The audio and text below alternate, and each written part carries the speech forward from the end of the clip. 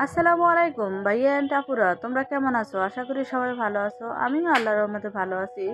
যে যেখান থেকে আমার ভিডিওটা দেখতেছো সবাইকে অসংখ্য ধন্যবাদ। সবাই আমার ভিডিওটা দেখবা, সাবস্ক্রাইব করবা, লাইক করবা, কমেন্ট করবা। তোমাদের কাছে যদি ভালো লাগে, তোমাদের ভালোবাসা আমি আবার একটা নতুন রেসিপি নিয়ে হাজির হয়েছি। ডিম দিয়ে আলু দিয়ে রান্না। তো দেখতে থাকো আমি কিভাবে রান্না করি। এখানে আমি 6টা ডিম এই অর্ধেক করে কেটে নিয়েছি। তোমরা চাইলে আস্ত রাখতে পারো। তো এখানে আমি একটা কড়াই বসাই দিলাম। কড়াইতে এখন আমি পরিমাণ মতো তেল দিয়ে নেব। তেলটা গরম হয়ে গেলে আমি ডিমগুলো ভেজে নিব। দেখতে থাকো আমি কিভাবে রান্না করি। খেতে যেরকম স্বাদ, দেখতে অত সুন্দর, মানে কি আর বলবো, অসাধারণ। তো তেলটা গরম হয়ে গেছে।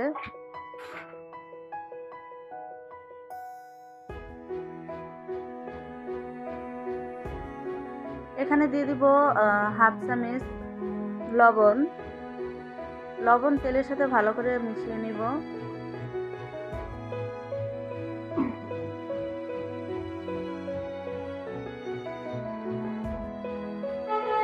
আর দিয়ে দিলাম হাফ চামচ হলুদের গুঁড়া, আর দিব হাফ চামচ মরিচের গুঁড়া। দিয়ে আমি তেলের সাথে ভালো করে মিক্স করে নেব। তেলের ভিতরে হলুদ মরিচের গুঁড়া যদি দেন তাহলে তরকারি কালারটা কিন্তু অনেক সুন্দর হয় আর দেখতেও ভালো হয়। এখন আমি এখানে দিয়ে দিব অর্ধেক করা ডিমগুলা। সব ডিমগুলো আমি ভেজে নিব। সবাই পারবেন রেসিপিটা দেখলে, কেউ টানবেন না প্লিজ। সমস্ত ভিডিওটা দেখবেন, তারপরে কমেন্টের মাধ্যমে জানাবেন কেমন হয়েছে। তো আমার সব ডিমগুলো দেওয়া হয়ে গেছে। এখন আমি এটাকে উল্টায়া পাল্টায়া ভেজে নিব ভালো করে। একদম আলতো করে এটাকে উল্টাতে হবে, না হয় কুসুম ছুটে যাবে।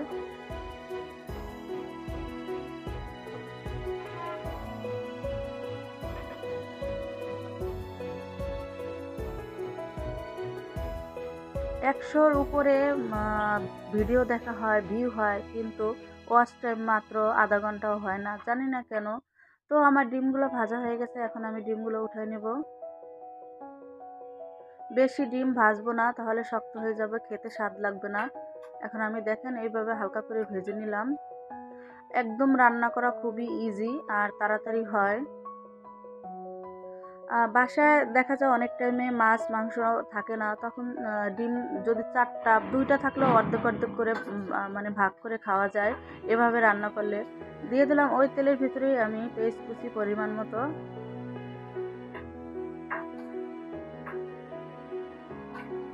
তো আমার পেঁয়াজগুলো ভাজা হয়ে গেছে। এখন আমি সব মশলা দিয়ে দেব। দিয়ে দিলাম 1 চামচ আদা রসুন বাটা। আদা রসুনটা আমি ভালো করে কষিয়ে নিব। আমি তোমাদের মতো অত সুন্দর করে জানি না, কথা বলতে পারি কিনা। তোমরা আমার কিছু মনে করবা না, ভিডিওটা দেখবা। তো এখানে আমি 1 টেবিল চামচ ধনিয়ার গুঁড়ো দিয়ে দিলাম। হাফ টেবিল চামচ হলুদের গুঁড়ো দিয়ে দিলাম। 1 টেবিল চামচ মরিচের গুঁড়ো দিয়ে দিলাম। এখানে হলুদ মরিচ বেশি দিবা না, তাহলে খেতে ভালো লাগবে না। স্বাদ মতো লবণ দিয়ে দিলাম। হাফ টেবিল চামচ আমি হলুদের গুঁড়ো দিয়েছি, আর 1 চামচ মরিচের গুঁড়ো দিয়েছি। ঝালটা তোমাদের মতো তোমরা দিবা, আবারও বলে দিলাম। আর এখন আমি একটু পানি দিয়ে হলুদ মরিচগুলো পুরো কষিয়ে নিব।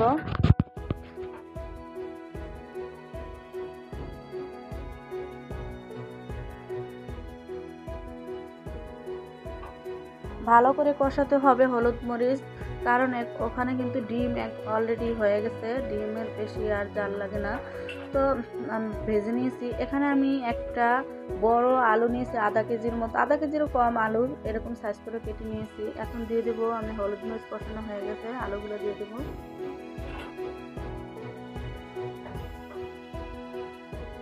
তোমরা বিভিন্ন তোমাদের মন মতো সাইজ করে নিতে পারো। তো আমি এরকম করে নিয়েছি।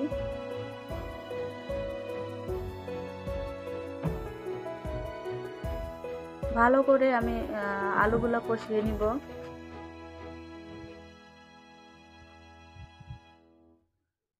একটু ঢাকনা দিয়ে আমি 5 মিনিট পরে আবার ফিরে আসব।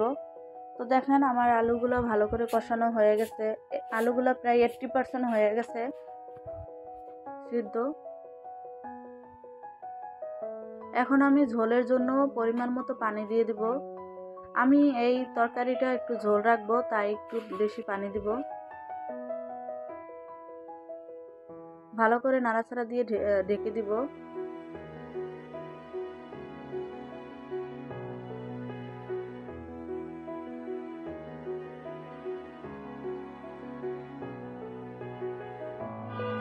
ফিরে আসলাম মাত্র 5 মিনিট পরে। দেখেন বলক এসে পড়েছে। এখন আমি ভেজে রাখা ডিমগুলো দিয়ে দিব।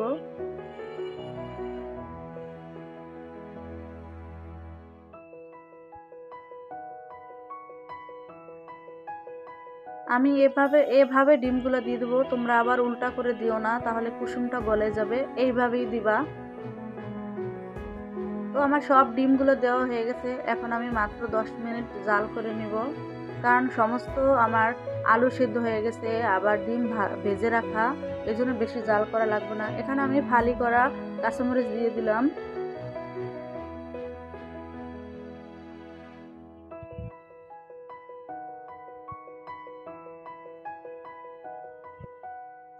আমার তরকারিটা হয়ে গেছে। এখন আমি 1 চামচ জিরার গুঁড়ো দিয়ে নামিয়ে নেব। আমি এখানে ডিমে ঝোল রাখবো, তাই বেশি আমি ঝোল টানাবো না।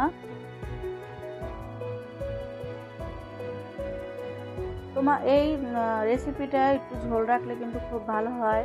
তো আমার তরকারিটা হয়ে গেছে। দেখো তো তোমরা কেমন হয়েছে, কালারটা কেমন হয়েছে অবশ্যই কমেন্টে জানাবে। আর তোমরা বাসায় একবার ট্রাই করো, দেখবা তোমাদের কাছে খেতে ভালো লাগবে। খাওয়ার পরে ভয়েস দিয়েছি, খুব সুন্দর, খেতে ভালো লাগছে।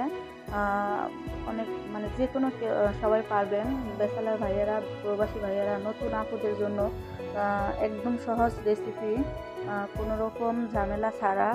তো সবাই আমার পাশে থাকবেন, আমার চ্যানেলটাকে অনেক দূর পৌঁছে দেবেন, সবার কাছে শেয়ার করবেন, সাবস্ক্রাইব করবেন, কমেন্ট করবেন, সুন্দর সুন্দর লাইক করবেন, পুরো ভিডিওটা দেখবেন, টানবেন না, মিথ্যে কথা কেউ বলবেন না। আল্লাহ হাফেজ।